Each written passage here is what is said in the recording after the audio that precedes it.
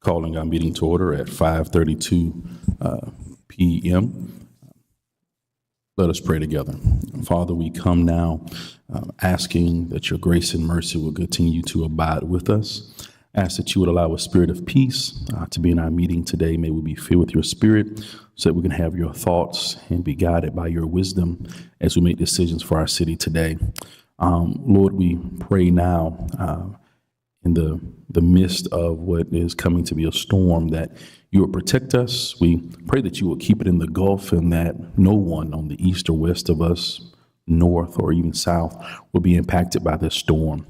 And Father, if for whatever reason you allow it to come our way, ask that there be no loss of life, that there be no severe damage to our properties, and that most of all, we would be safe. In Christ's name we pray. Amen. Pledge allegiance to the flag of the United States of America, and to the republic for which it stands, one nation, under God, indivisible, with liberty and justice for all.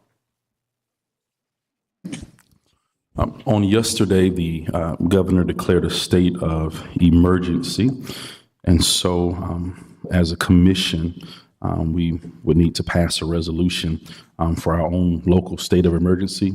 And so we would need to add that to the agenda, and that will be a resolution of the city of Lynn Haven, Florida, to adopt a state of local emergency for Tropical Storm Helene, and that would be under agenda item number 14 after that will be in our new business. So that'll be our last agenda item, which will be number 14. And so we can discuss it further then. But is there a motion to add this resolution to our agenda? So moved. A second. Moved by Commissioner Perno, second by Commissioner Peebles. Any comments from the public? If you'll call the roll. Commissioner Perno? Yes. Commissioner Peebles? Yes. Commissioner Vandegrift? Yes. Commissioner Ward? Yes. Mayor Nelson? Yes, motion passed. Thank you. Now moving on to our public commentary. We have Mr. Zach. He's up.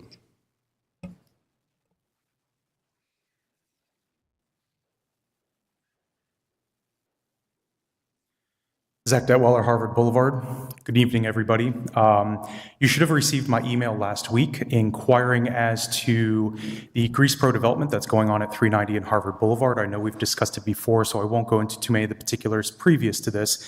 However, I have one glaring question that I am trying to figure out, and that is why a city would allow a developer to begin work on a development without accurate plans on file. I've submitted 4 public records requests up until last week, and the city, including Amanda's staff, has told us that they do not have the plans on file, nor do they plan to have the plans on file. So let me tell you about what has happened on this development. The stormwater that we were really worried about has moved and changed in size. The building has moved from the west over to the east. The parking lot has changed, the driveways have changed, the plumbing has changed. Pretty much everything on this development has changed. It didn't go through engineering review. It didn't go through planning review. In fact, it didn't go through any reviews. And now they are building driveways and getting ready to, because they are bringing in dirt today, they are getting ready to build up that mound and start developing. So I asked the city manager and I asked multiple people in this staff, why is the city unconcerned with this development? And it's hard for me to understand why they wouldn't be, but let's go back. The mayor received a donation to his campaign 8 days before this development order was submitted. Nope, don't talk. I have a minute and 22 seconds. Let's not tell that lie. That's a lie.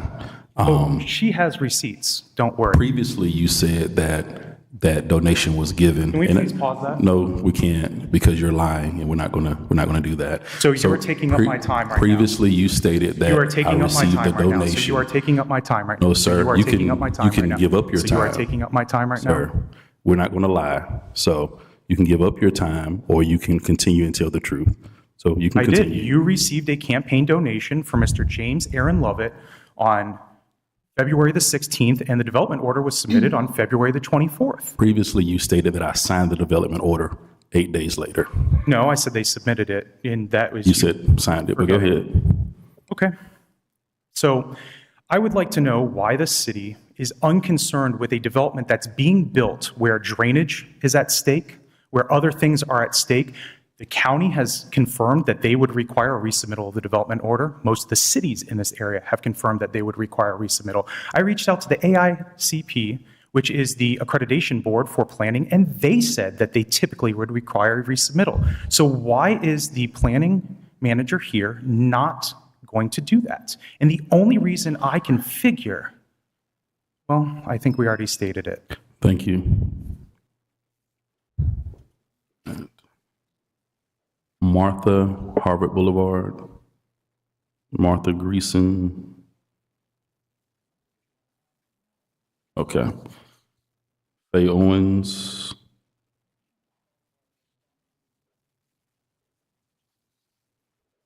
Ryan Scray.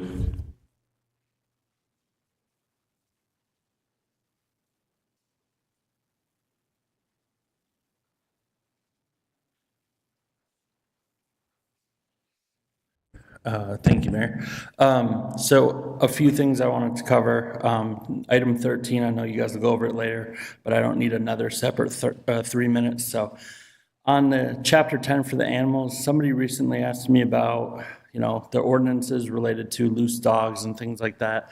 So I spent a considerable amount of time going through that chapter, and to be honest, there's a lot there. It's really confusing to jump back and forth through different sections to try to find the answer.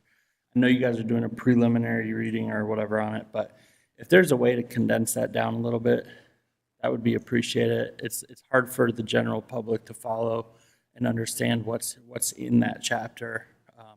I know it was recently increased in size like a year or two ago, so just think about that when you guys are reviewing. There's probably not much the city can do here, but if y'all have been following BCSO's Facebook page, there's been a lot of students getting charged with felonies or misdemeanors related to school threats and school violence. The sheriff's office went into all of the schools and talked to these kids about it.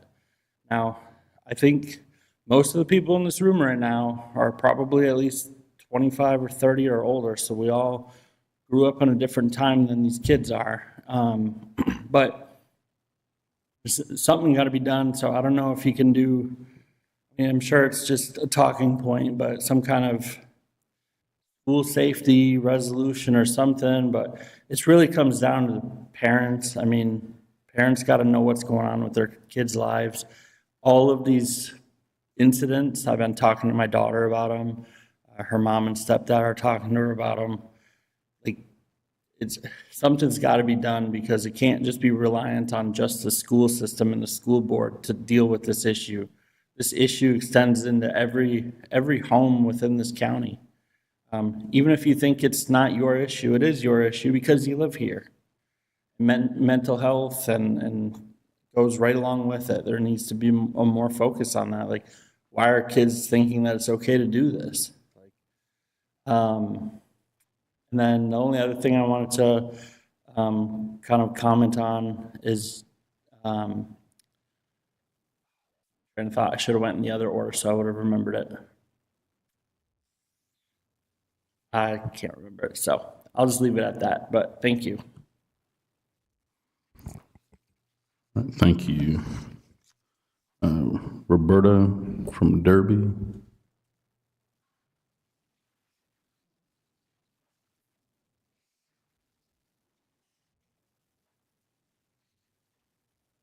I'm just a concerned citizen from that area of College Point that this Grease Pro is potentially going to be built.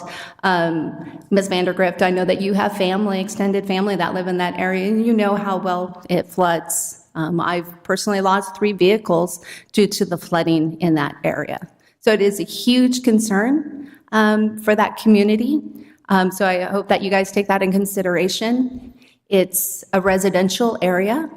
Putting a Grease Pro in there is just kind of an odd place. It seems like something that you might put on 231 instead of on 390, especially with the expansion project. I hope in the future will be there. And in the plans, it does have a entrance onto Harvard Drive. It's a small roadway. You have children that go to school, that you have school buses. It's also a very difficult egress. I don't know if you've ever been down 390 in Harvard during school time. There's no light, and it is prone for traffic accidents.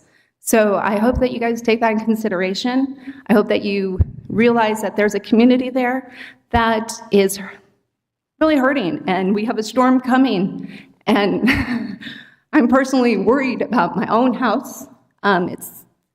It has to do with probably all the new development, and our pumps can't handle it, and yet we keep building on top of and taking away trees and things that would help with that flooding. So I hope that you guys take that in consideration when you're looking at those new plans that have been submitted for this Grease Pro on 390. All right, thank you. Another resident from Derby Woods. I can't read the handwriting, but it's another resident from Derby Woods. Is there another resident from Derby Woods that would like to speak? Okay. Yes, sir. No, you.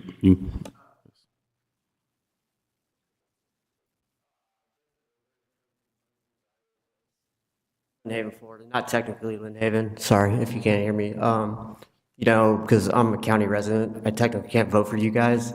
So, I have no input on what you guys do or if I can vote for you or not. But that little piece of land right there at Harvard and 390, it's like your little Lynn Haven Island surrounded by a county of people that don't want this, that deal with constant traffic, flooding, all kinds of issues. Just go there one day. One day, go there when school is in and out. And see for yourself, would you want your children driving there? And it's so frustrating. But what really is concerning is you kind of came to a happy medium with us when this was going on, that they were going to do this, and that's how you were going to allow it to go forward. And they're not complying to that, and you're just letting it go.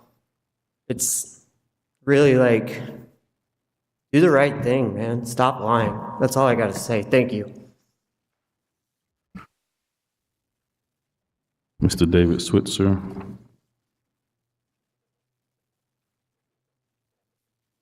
Good evening. Maybe I can lighten the mood a little bit with a story, maybe a parable. There once was a man from Europe, and he had big dreams but small means. And his big dream was to go on a cruise and go to some of the European cities that he had learned about in school. He loved history, he loved art, he loved architecture. Being of small means, he scrimped and he saved and he saved and he scrimped. And finally, he saved enough money to go on this cruise. Now, the day came, and since he had little means, he had his two suitcases. One was full of his clothes and his needs. The other one was full of canned food. And he boarded. He went on his cruise. Each day he would go to, one city. He'd go to Istanbul. Then he'd go to Greece. Then he'd go to Rome. And he learned and he had a great time. But each night he came home. And he'd go to his cabin and he'd eat his canned food, because that's all that he could afford. He would see everybody else eating, having fun, enjoying themselves, but he'd go back to his cabin alone. As time went, the last day, he happened to be walking on the ship, and one of the employees asked him what he was going to do for the final event for his last night. And it was there that he realized that with the price of admission, his cruise was all inclusive.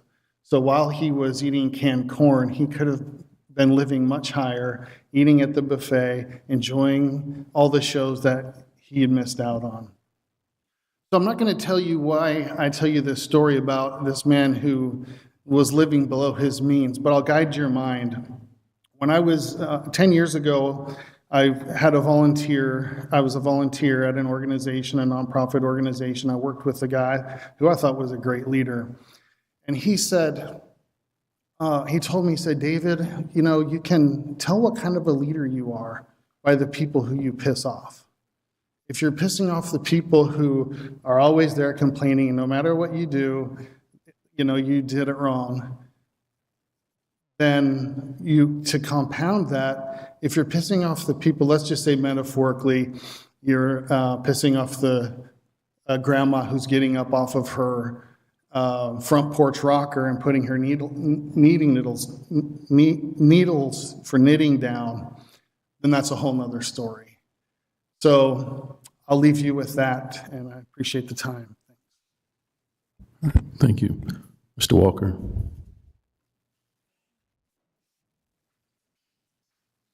Good evening, Rich Walker, 1106 Michigan. I had a previous statement in a meeting dealing with item number 12 that was on that agenda at the time, and I didn't have enough time to finish. What it came to be is most of the people that ceased to make up public commentary at that time because that was on the agenda. And because there was not a second to the motion, therefore, there was no public discussion on it.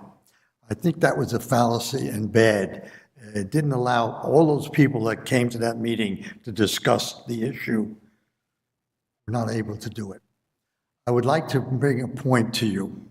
Robert's rules state, if you disagree or you want to have a discussion, if a motion is made, and nobody seconds it, fine, it's dead. However, you can, as a commissioner, can say, I disagree, and then that motion is second. Then it goes to discussion. And when it gets to discussion, exactly what one commissioner wanted to do, they wanted to discuss the issue. You're allowed to do that. That's Robert's rules. That takes overall away from the chairman. Motion is second. You disagree with it. That brings it to a discussion stage. You second it. Whether you agree with it or not, then you get to discuss it. Therefore, the people would have had plenty of time to discuss item number 12, which was very relevant, and they were there to talk about it. And actually, you denied them the right to talk. Thank you. All right, thank you. Additional public commentary? If not, moving on to Mayor's report.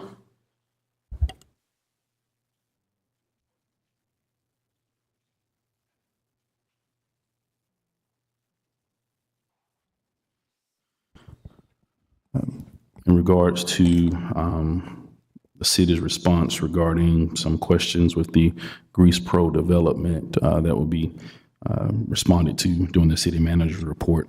I will say to Mr. Zach, to imply that I have anything to do with this development because I got a donation from someone is fraud. I don't know. I don't have any updates as to when development orders are submitted. So I don't know. So the first time when you said, hey, I signed it on this day or whatever, I see the development orders come in. I have as much awareness as any other commissioner about development orders.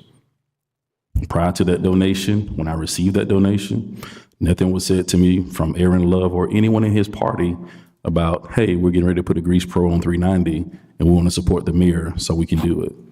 I have no idea that that Grease Pro was going on at 390 until the rest of us were made aware of it.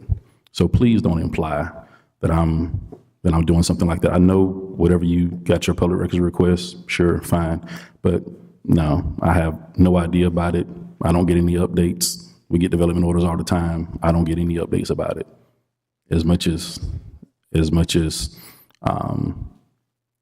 any other person. So let's just be clear on that, because that can give the wrong implications to people. All right. So I don't know anything about that development order, and that is my response. I say my report to the next meeting. Commissioner Peebles. Thank you, Mayor.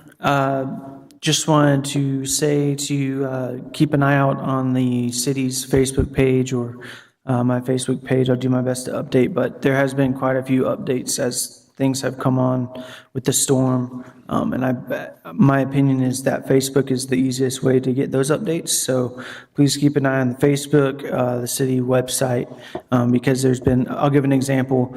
The city ran out of sandbags, but then they got more, and so you wouldn't know that if you weren't, paying attention. So I highly suggest, liking the Facebook page or following it, and you can turn on updates so that you can get updates as they're posted.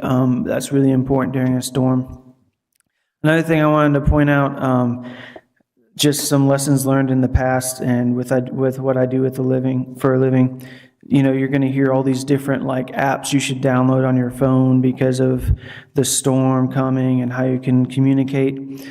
Be very, very careful with that. Don't just start downloading random apps on your phone. And most of them don't work anyways. Like, for example, everyone says to download WhatsApp.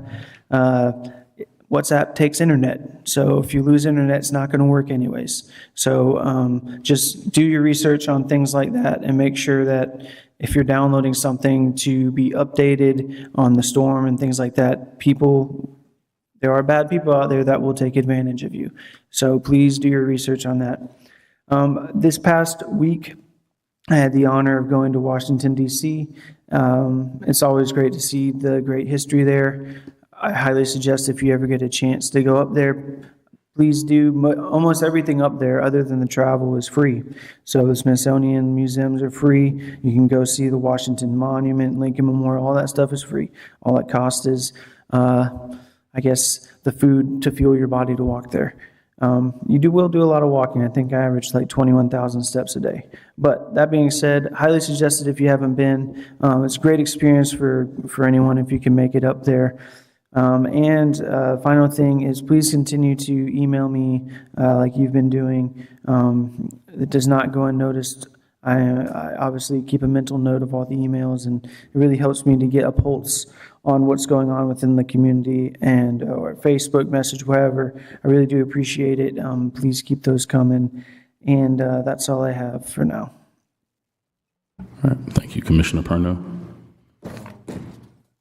Thank you, Mayor. I don't have much. I just hope everybody's planning to stay safe the next couple of days.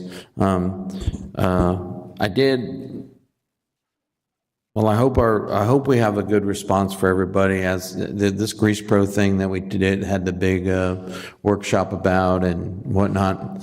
I thought we had a little bit of a compromise there, and I just hope that the city manager report comes through and we're gonna do the right thing in the end for everybody. I hope. So I think it might have had to do with they're making a smaller footprint because they're doing less. Maybe I don't know, but I'll let her handle that and we'll go from there.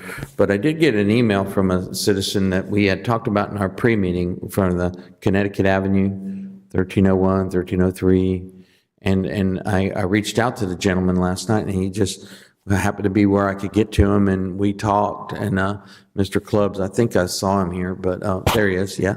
And I spoke to Mr. Lightfoot in between the CRA and the meeting, so he wants to get with you about plans. It's something to do with right in October when the funds come available with our new budget. So I hope we can get to an agreement there for the situation that he's in as well. So with that being said, I'll just let things roll as they may, and thank everybody, and I'll thank all of our city employees, what they're enduring, and all of our first responders, and our dispatchers. That's my report. All right, thank you. Commissioner Ward? Don't have too much, but back to some of the comments about, I guess mainly about Grease Pro and developments and that. I think a lot of people have the perception that we can just say no to developments, and it's not true. The state has guidelines and laws about property rights. And as long as they're abiding by all the local, state, and federal laws, you have to allow them to develop. And for us, you know, we have land use codes, and as long as that matches the land use code, you have to let them do it. So does it always make me happy? No. I hear your concerns, but I just want to make sure everyone understands that. And the last thing I have is, I don't know if everybody remembers Michael Williams, who's one of the Lynn Haven police officers who had a brain tumor. Unfortunately, he's back in the hospital again and has to get surgery. It's amazing he's made it as far as he has, and just ask that you keep your thoughts with the family, and hope that he gets through this finally. And so I wish the best to him and his family. And that's all I have. Thank you. Commissioner Vandegrift? I hope the citizens of our city pay close attention to the weather. I'm sure you are. But I want you to realize that our staff has been paying close attention for about a week now. And so they, on your behalf, have made plans to try to help keep this city safe. So I just want to say thanks to the staff, because I know you've been putting in a lot of overtime. And we hope that, of course, you know, we hate to say, well, we hope it goes to the east, because that's a community too. So let's just pray that it fizzles. That's all I have. All right, thank you. Thank you, commissioners, for your reports. City Manager? I'm going to let Kiki do the warrant list update first, and then I'll answer some questions. Good evening. You have questions about the warrant list? Thank you. Thank you, Kiki. Concerning Greasebo, we are very much looking at what's going on, and we have not just sat on the sideline. As Commissioner Ward said, they do have a right to develop the property. In the motion, it does not restrict them from doing site work. When their plans change, we've already informed them that if those plans have changed drastically, they will come back to the commission. That's fair enough. Amanda, do you have any additional information to add to that?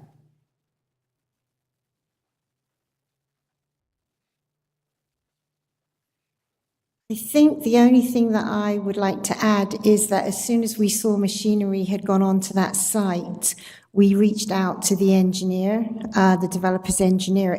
It had gone so long without them doing anything that we actually had begun to think that perhaps they weren't going to do anything. And we had just a couple of weeks before that had a look to see when their development order expired. I think it was up for expiry in November. So literally, I was driving by, saw machinery on there, called my assistant, and she received a phone call that same afternoon. I said to her, there's machinery on site. I'm anticipating we're going to start getting phone calls.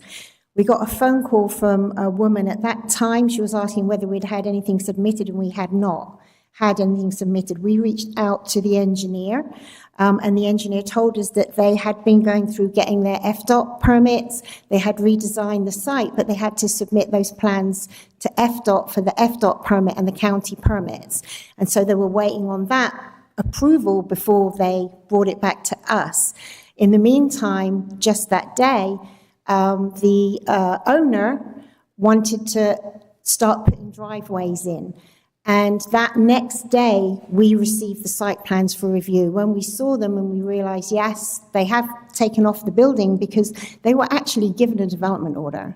So they were able to go on and do work on that site, but it was contingent upon the removal of that building. So they had an active development order. When we saw that they had removed the building, but there were also, there was an in-out now instead of just an out, and there were some other changes, and they changed the stormwater pond where that was located. We sent the site plans to our reviewing engineers to review. We're still waiting to hear back from them.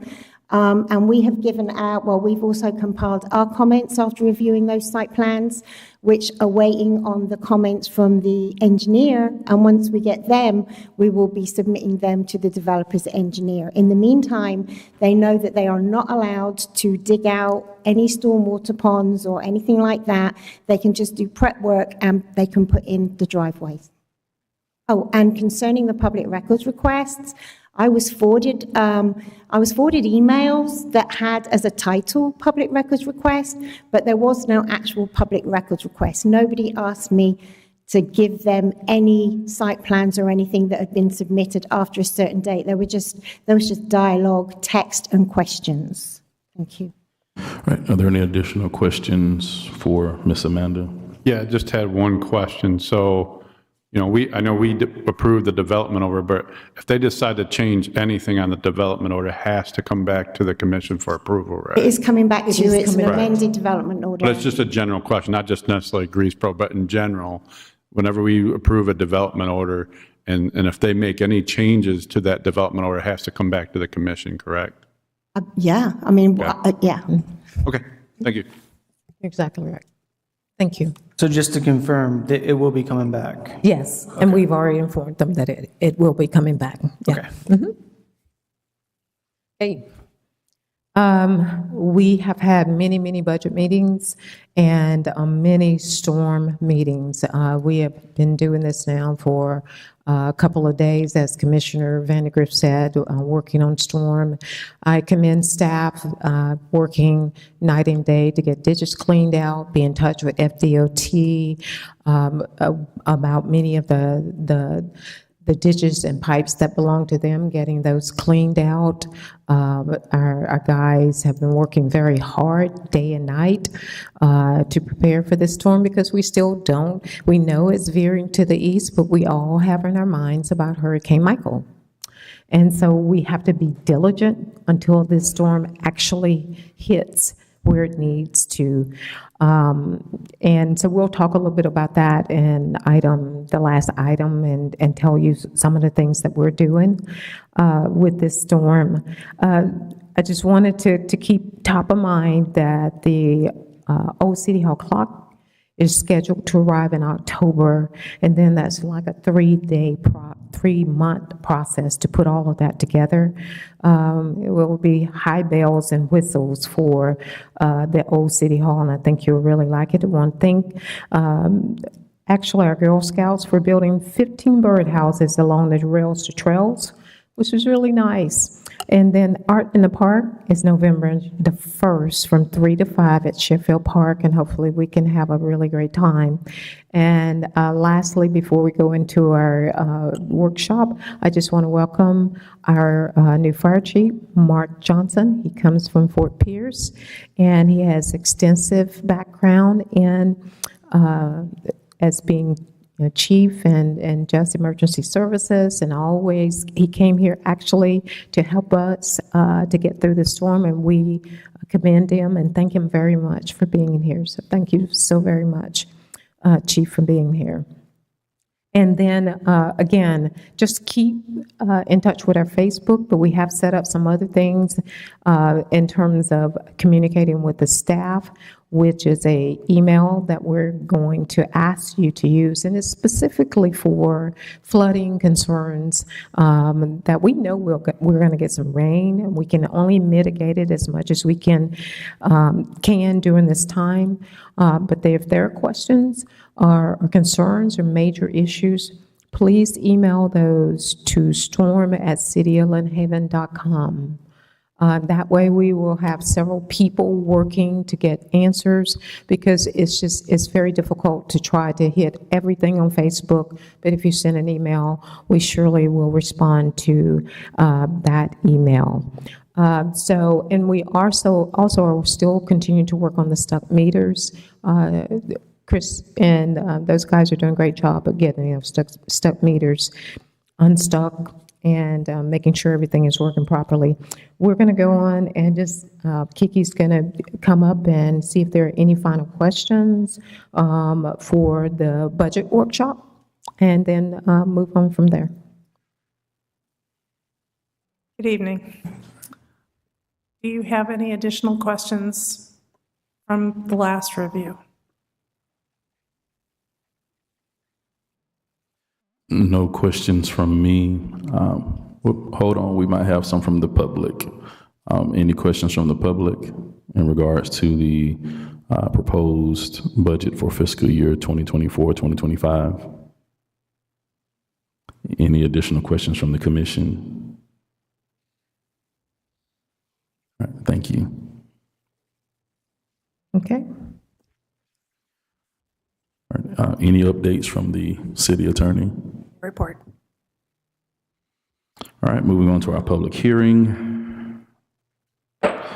Opening at 6:08. This is for the discussion and possible approval to adopt Resolution 2024-09440, the final Community Redevelopment Agency budget for fiscal year 2024-2025. City Manager, if you read the resolution by title only, please.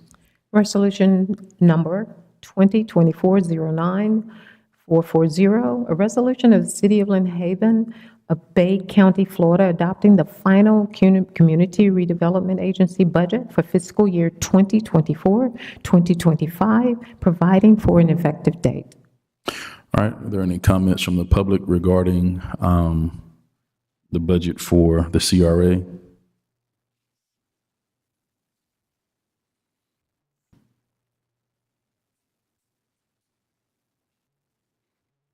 All right, is there a motion to adopt this resolution for the budget? A motion to approve. Second. Motion by Commissioner Peebles, second by Commissioner Perno. City Manager, if you call the vote. Commissioner Peebles? Yes. Commissioner Perno? Yes. Commissioner Vandegrift? Yes. Commissioner Ward? Yes. Mayor Nelson? Yes, motion passed. Public hearing closed, 6:09 p.m. Public hearing opened, 6:09 p.m. for the discussion and possible approval of Resolution 2024-09441 for the final millage rate for the 2025 tax roll. City Manager, if you read the resolution by title, please. Also have something else. Resolution first. Resolution number 2024-09441, a resolution of the City of Lynn Haven of Bay County, Florida, adopting the final levying of ad valorem taxes for Bay County for fiscal year 2024-2025, providing for an effective date. The name of the taxing authority is the City of Lynn Haven. The rollback rate is 3.7594. Percentage of increase over rollback is 7.7299. Millage rate to be levied, 4.0500. All right. Is there any comments from the public for the final millage rate for the 2025 tax roll? Any questions or comments, discussion with the commission? All right, is there a motion for this?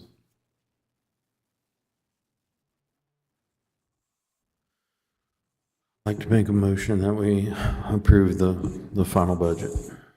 Second. All right, motion and second for the final millage rate. City Manager, if you call the vote. Commissioner Perno? Commissioner Commissioner Vandegrift? Yes. Commissioner Peebles? No. Commissioner Ward? No. Mayor Nelson? Yes, motion passed.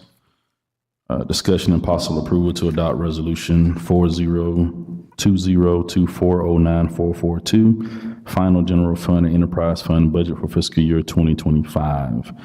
City Manager, if you read the resolution title. Resolution of the City of Lynn Haven and Bay County, Florida, adopting the final budget for fiscal year 2024-2025, providing for an effective date. All right, are there any comments from the public regarding the proposed budget for the general fund and for the enterprise funds? All right, is there any discussion, question, comments from the commission? Yeah, I have a comment.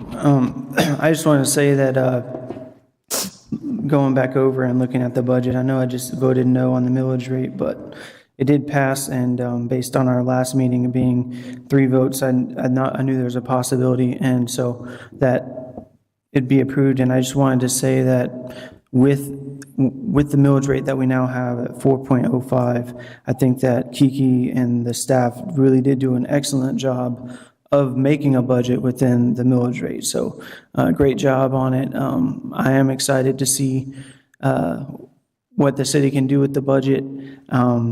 So good job on that, and really did a good job. Thanks. All right, any other comments, discussion, questions regarding the budget for the general fund or for the enterprise funds?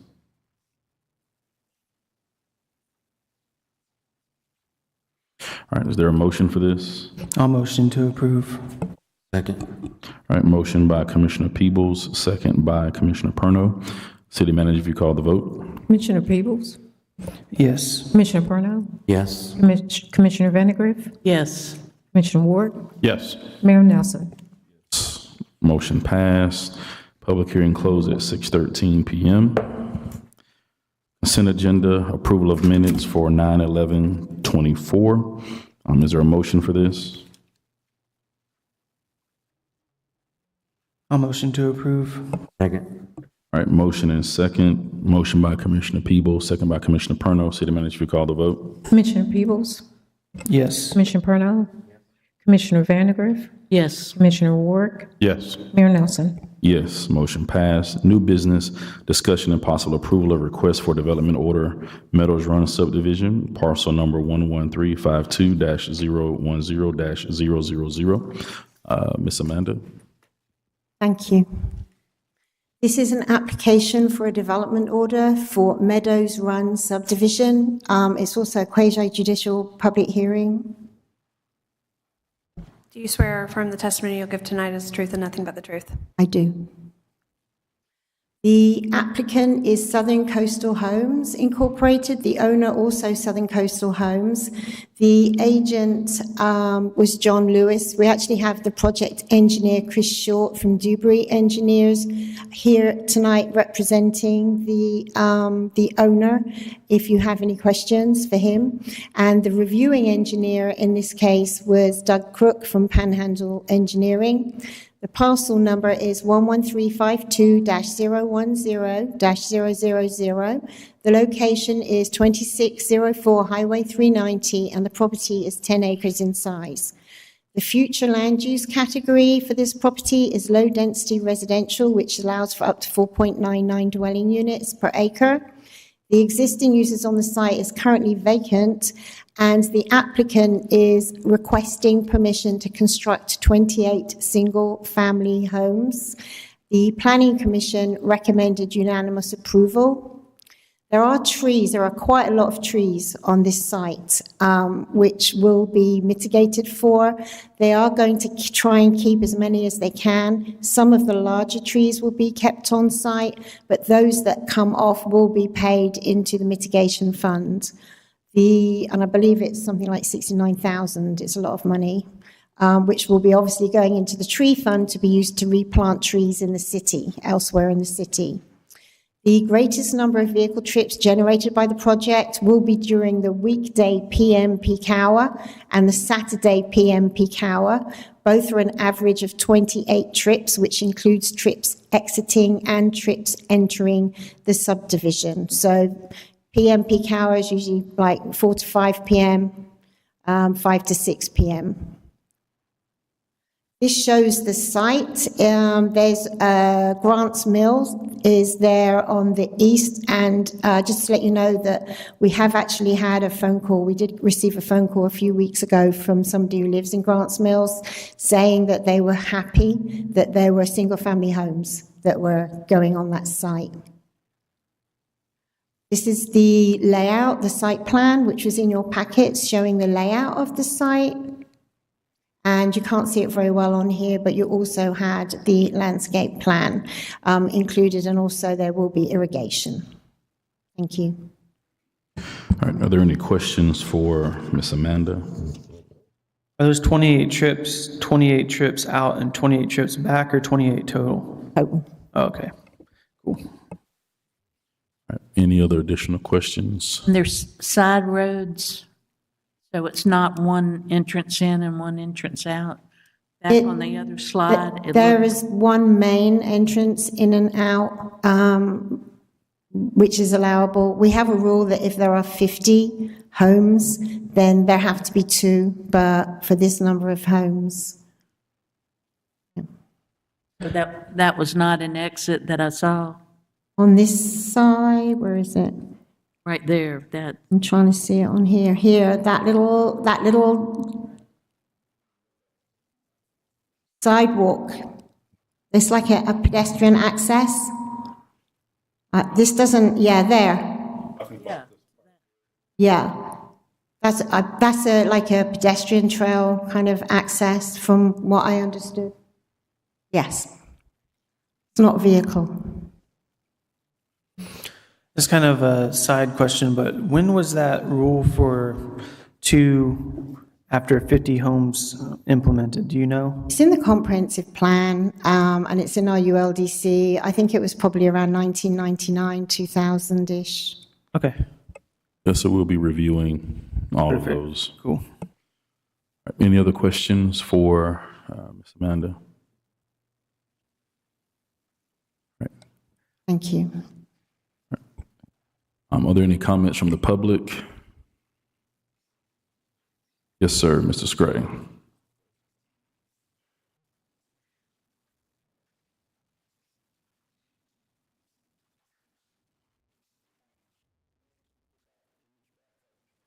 Plans. Which one? The one that was just on the side screens. All right, can you pull back up the image? Yes, that one there. Thank you.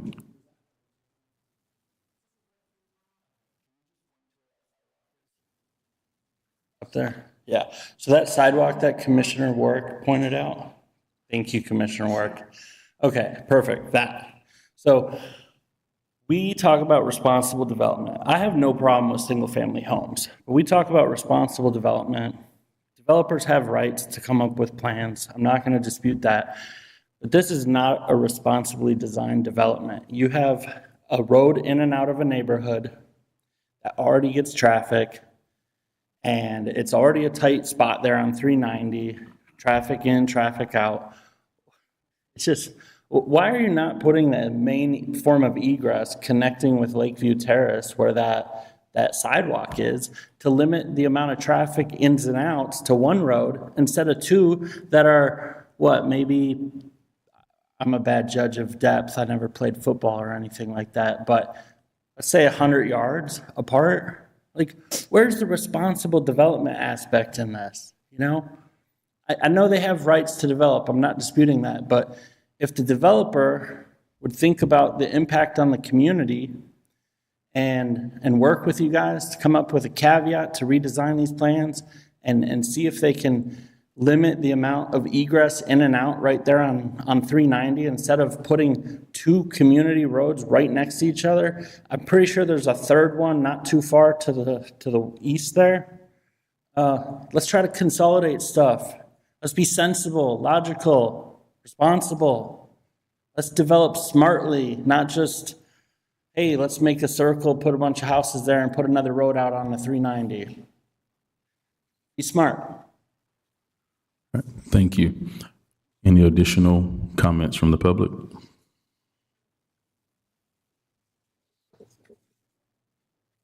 So I'm going to parrot what Ryan said, and I had the same thought when I was looking at it. That sidewalk actually enters into a public right-of-way space, surprisingly. Lakeview Terrace, once you get past that last house, that's actually all right-of-way to there. So they do have the ability to actually do that. That's not a or privately owned roadway, that's a publicly owned roadway, so they do have the availability. But my other actual question, and you can see it better on the screens here, is it looks like a turn lane is going to go into that location. However, there's a roadway directly across from it. It's a dirt roadway, and there's going to be no accompanying left-hand turn lane going the opposite direction, even though there's going to be traffic coming out of it. We already have problems with the Lynn Haven ballpark right next to Harvard Road, where people sit in those crosshatches and go right across. That's the reason that we didn't want a certain type of driveway on the Grease Pro. But my major question is the roadway is actually not large enough for that turn lane. So is the developer going to be paying FDOT to widen that roadway to put in that turn lane, or who exactly is going to be responsible for the turn lane that is on that development? All right, thank you. Any additional comments from the public? All right, Mr. Short, would you be able to respond to those questions from the public, please? Absolutely. Chris Short, Dewberry. I guess first to Zach's comment about the turn lane, this is the current plan as shown with that left turn lane. Because we are going through the FDOT driveway connection or their access connection permit process, and DOT has plans for this section of roadway to do the widening. There's a coordination process with what their current design plans are versus what typically we would have shown this. We would have shown the widening. That would have, just been that section of road be widened at developer's cost. They have to bond it and do all that stuff. But we're still going through that process. It may be that if DOT doesn't have the accommodation for it, or if it's so long-term, that would be the case, is that turn lane would be put in at developer's cost with the widening, with permission from DOT, of course. And with regards to I guess, swapping out the pedestrian connection to Lakeview Terrace Road, I mean, that's something that it really ultimately would mess with the geometry of the development. As Zach actually mentioned as well, you see in that drawing very faintly there, but again, you can see it better there, where that public right-of-way begins. So then you would have basically the roadway would have to have enough separation from that private property. It just, the concept, I get the concept, but just with putting it down on paper, with the way the geometry would work, and then, dumping all of those trips right at the entrance of Lakeview Terrace, it was done this way because instead of troubling the folks who live in the meadows, funneling the traffic right to where they're trying to get out on 390, with 390 being widened in the future, that's basically why it was selected to go this way. And it meets the intersection or access connection spacing guidelines with DOT, with the adjacent developments. So, yeah. Are there any additional questions for Mr. Short? Did I hear you correctly to say, did you say that the developer is going to be responsible for the turn lane? Yeah, I mean, I don't know how that's going to work out with DOT. If DOT's long-term plan is long-term enough to where they're not going to be doing the project in an acceptable timeline for the developer or for the development order itself, they would have to go in and do these improvements themselves. Typically, FDOT access connection permits, we always see widenings, adding of turn lanes, right hand, left hand, what have you. The developer is responsible for paying that. They have to bond the work with DOT just in case the contractor walks away. DOT can take that bond, make the improvements to the roadway. All of that being said, that's typically how it's handled. But with DOT having plans here, we're actually still coordinating with their design engineers, that design for the widening of 390 and access points and turn lane locations. That's kind of still a ephemeral thing. It's kind of shifting and changing as we go. So we're going through that process. It could be that DOT works out some kind of agreement where rather than putting up the money for the widening, they contribute. I don't know how that works with DOT as far as that side of the negotiations go. All I know is this is what would be required per DOT's guidelines for the access connection permit. And if you took the whole 390 project out of the equation, it would be at the developer's cost to do that widening. Thank you. All right. Any other questions for Mr. Short?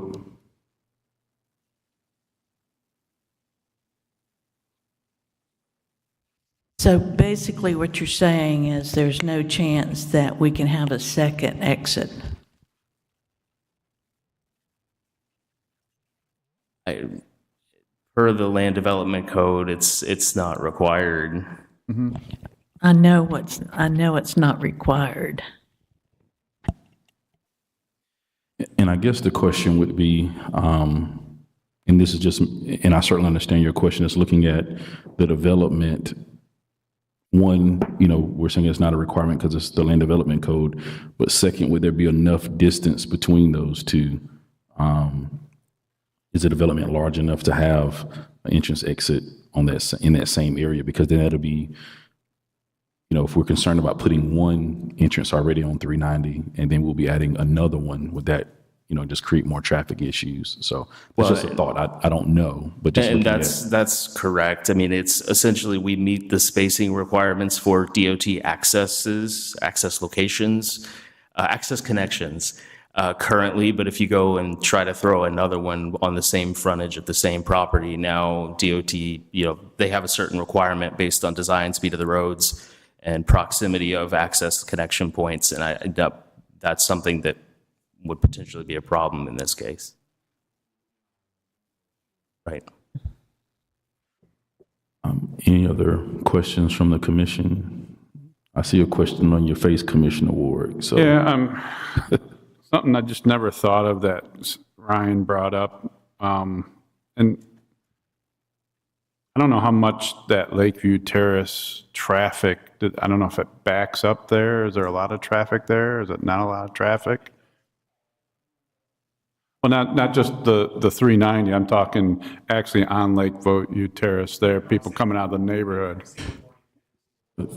Sir, we're speaking to the engineer. Could you answer that for us, Mr. Short? I honestly cannot answer that for Lakeview Terrace, But is it doable? I guess is the first question. Not two access points, but just one access point that connects with Lakeview Terrace.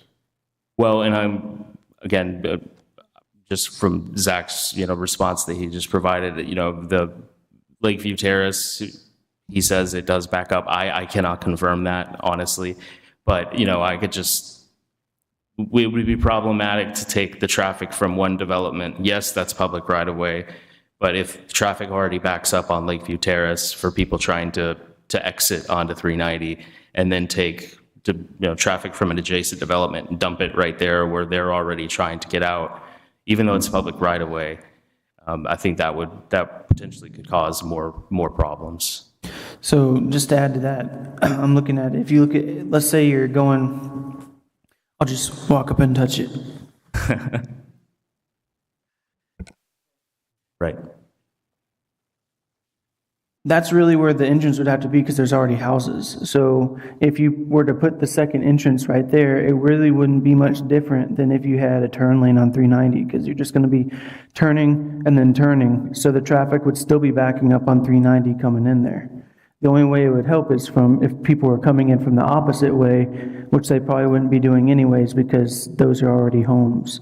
So I don't really see a huge benefit. If there were not homes there already, I could see the argument, but with the fact that you'd literally just be turning onto Lakeview Terrace just to take a right, it'd be pretty much the same thing as if you had a turn lane on 390.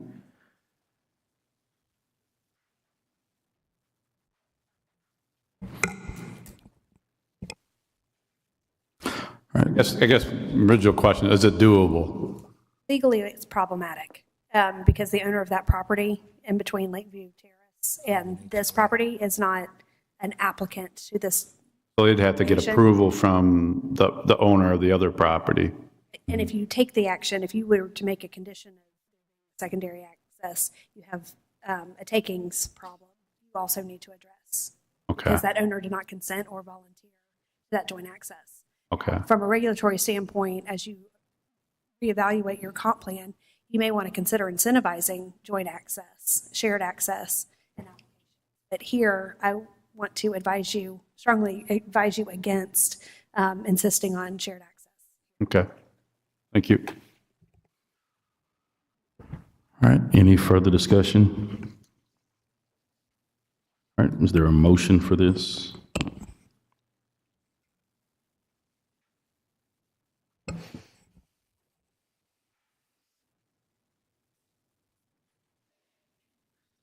I'll motion to approve it. All right, is there a second?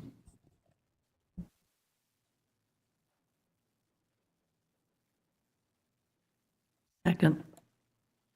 All right, motion by Commissioner Peebles, second by Commissioner Vandegrift. City Manager, if you call the vote. Commissioner Peebles? Yes. Commissioner Vandegrift? Yes. Commissioner Parno? Yes. Commissioner Ward? Yes. Mayor Nelson? Yes, motion passed. Agenda item number 12, discussion and possible approval of preliminary plat for Meadows Run subdivision. This is accompanying the previous item. This is the preliminary plat approval. The applicant is Southern Coastal Homes. Again, the owner, Southern Coastal Homes, the agent, John Lewis. The project surveyor was David John Bartlett from Dewberry Engineers, and the reviewing surveyor was Randall L. Roberts from CPH Corporation. He was reviewing it on behalf of the city. Parcel number 11352-010-000, 2604 Highway 390. The property is approximately 10 acres in size, low density residential, and is vacant. This is asking for approval of the preliminary plat, dividing the property into 28 single-family home lots and supporting infrastructure. And again, the Planning Commission recommended unanimous approval. Once the infrastructure has been installed, this comes back to the Planning Commission and to you as a final plat after the site has been confirmed that the infrastructure has been put in place where it should per the preliminary plat. Thank you. Thank you. Are there any questions about this? Again, it's standard procedure that it has to go with it, but are there any questions about it? All right, any questions, comments from the public? All right, is there a motion for this? I'll motion to approve. Second. Motion by Commissioner Peebles, second by Commissioner Perno. City Manager, if you call the vote. Commissioner Peebles? Yes. Commissioner Parno? Yes. Commissioner Vandegrift? Yes. Commissioner Ward? Yes. Mayor Nelson? Yes, motion passed. First reading by title only of Ordinance 1171, amending the city's code of ordinances related to animals.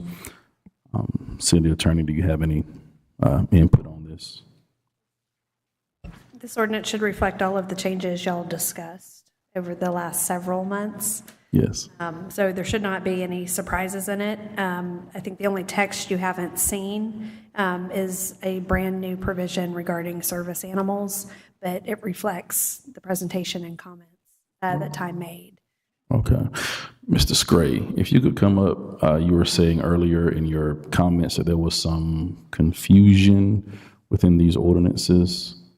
So if you could, I guess, explain a little bit. Of course, this is just our first reading, but that way we'll have a chance to look at it by our second reading.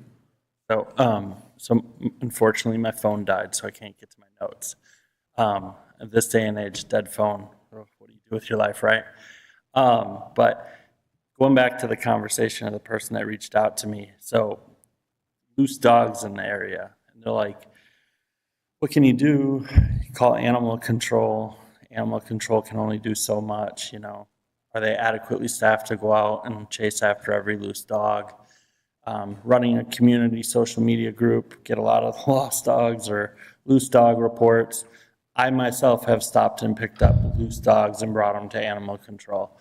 But reading through the ordinance, I'm trying to figure out exactly what is included in the ordinance in chapter 10 in regard to even a simple subject like, loose animals. And you have to go through the whole thing to figure it out. And it's not, there's so much there. It's for a common citizen, it's too much. There's way too much stuff going on in that chapter. It took me more time than it needed to go through the whole chapter and figure it out. And I think the only answer I came up with is you can call animal control. If they're available to go after the dog, they will, but there's really no repercussions to somebody having a loose dog. There's really not much in the way of consequences. I know there's a little bit. There's a leash law. It includes oral or verbal communications. But if your dog just digs under your fence and is out running around, for me to answer a fellow citizen, what can they do and what can the city do? It was too complex to go through that chapter. A lot of stuff in there seems redundant or repetitive. So I don't know if maybe y'all can just look at it, give it a really good thorough run through and just see if you can condense it down. Or maybe break it out into maybe a little, I don't know, maybe just different sections. Given this is a preliminary, I'll take a stab at doing that and share it with y'all, see what I come up with too. But it was really hard to point a fellow citizen to specific spots in that chapter for them to read and address their issue and their concerns. So, yeah, chapters 1 through 9, I haven't had that problem yet. I think you guys did good reviews on those, but chapter 10 was the first one where I was like, here's an opportunity for us to really dig in and look at it for review. So, Okay. What would the cutoff date be for emailing y'all as far as kind of feedback on that? So if you would follow up with Mr. Ty Ferris, because he would oversee that. Okay. And then by the next commission meeting, he'll follow up with us to try to give more clarity to that. It could be as simple as adding another heading that talks about that specific issue. We're just reorganizing a little bit, maybe. So, but yeah, if you'll follow up with him on that, and then we'll get some clarity from there. Okay, I'll get a date from him after the meeting. I can provide Yes. some clarity as well. So Okay. there are at least two places where the leash laws or off-property animals, at-large animals are addressed. One of them is at the top of the very beginning of Chapter 10, where it deals with nuisances, and one of them is later on in the 80s. 1081 and 1083 speak to direct control and the requirement for leashes. One is specific to public property, and one is just sort of in the city generally. I get how they're redundant, but I will say that the reason for that is intentional from an enforcement perspective. Declaring it a public nuisance in 10.2 at the very beginning creates a right of action for neighbor against neighbor. If your neighbor's dog is repeatedly at large and that becomes a nuisance for you, it gives you the ability as a private citizen to also have an enforcement action, whereas for the 1081 and 1083, those are not nuisances. Those are violations. Those violations of that would be just of city code that the city could enforce with a civil penalty. So the remedies are a little bit different, and they're organized differently. But where in there does it talk to like if I were just to tell a citizen, go look in chapter 10 at this section or whatever, what it doesn't give is what can a citizen do to encourage or get the city to specifically take action. For example, if let's say tomorrow there's a loose dog and I call animal control. I mean, I know they're not deeply staffed, so it's do they have to, every time there's a report, go follow it up? Or is it optional, or does it depend on the circumstances? If it's the same dogs over and over, I think that's the element that's confusing for a citizen is when they read through those ordinances is what are my options as a citizen, not me specifically, but just any citizen, what are my options and what can I expect from the city, right? So legally, the enforcement remedies are there. Practically, I'm not sure that the resources are always available, but I would defer to the city staff. So what's in there you think adequately describes to a general citizen what to expect in regard to enforcement? It's straightforward to me, and it's not, You're a lawyer, though. I know, I read these every day. I don't know that I can answer it. I don't know if anyone's familiar, but Eli 5, explain it like I'm 5. Maybe not 5 years old, but maybe a 17 or 18-year-old can understand it, at least to that level. But I'll get with Ty, see what we can figure out there. But this is just the first chapter that is expansive. That. All right, thank you. Thanks. Any other comments on chapter 10 for the animal ordinances? All right, moving on to. You want me to read the title? We didn't read it. Oh, yeah. Ordinance number 1171, an ordinance of the City of Lynn Haven, Florida, amending the Code of Ordinances related to animals, updating definitions, clarifying prohibited nuisances, providing requirements for keeping and sanitation of fowl, prohibiting the exclusion of service animals from public places, repealing all ordinances or parts of ordinances in conflict, providing for severability, and providing an effective date. All right, thank you. Again, since it's first reading only, there's not a motion for this. Moving on to agenda item number 14, which is our, under new business, is the resolution for state of emergency for the City of Lynn Haven. City Manager, if you read that by title only, please.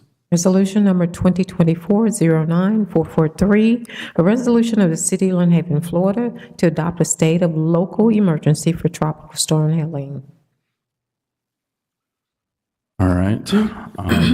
Is there any discussion or questions about this from our commission?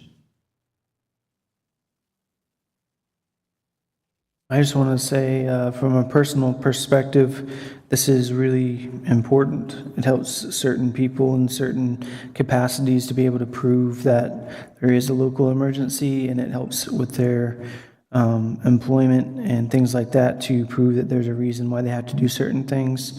And so this is a good thing to do this, so. All right. Thank you. Any other questions or comments regarding this resolution? So the state has already passed a state emergency for Tropical Storm Helene. Also, Bay County has done this. And then, as I told you before, that we would do it. It gives us some guidance in terms of if the storm makes a turn, and we have to apply for PA. We have that ability to do that because we did declare a local state of emergency.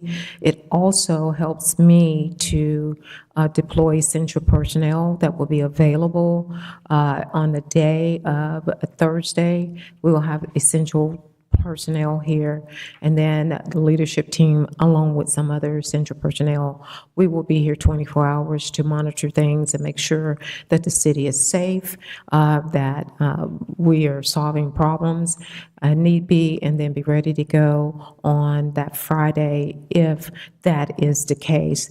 This local state of emergency does end on Friday. If by chance that this local state of emergency has to be reenacted, then that would be called a special meeting to reenact a local state of emergency. Are there any additional questions or comments from the commission? All right, is there a motion for this? A motion to approve. Second. Any comments from the public? Mr. Scray's coming up, and then we'll get Mr. Walker.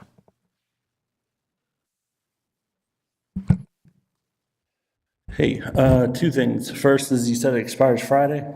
Yes. Is there a way to just caveat that it matches with it'll expire no later than whenever Bay County's expires? No, and That's not a simply rule. because of the fact that there are some financial obligations attached to ours, and so we want to make sure that we are fiscally responsible Right. with it. I just wanted to make sure, like, I wasn't here for Michael, but I've heard all the stories and like the They were challenges done that ever getting three of y'all together to extend it if you needed to. And one of the things that they can do is call in by phone. So we didn't have that ability before then, but you can actually Just have a to meeting. approve an extension. Exactly. Gotcha.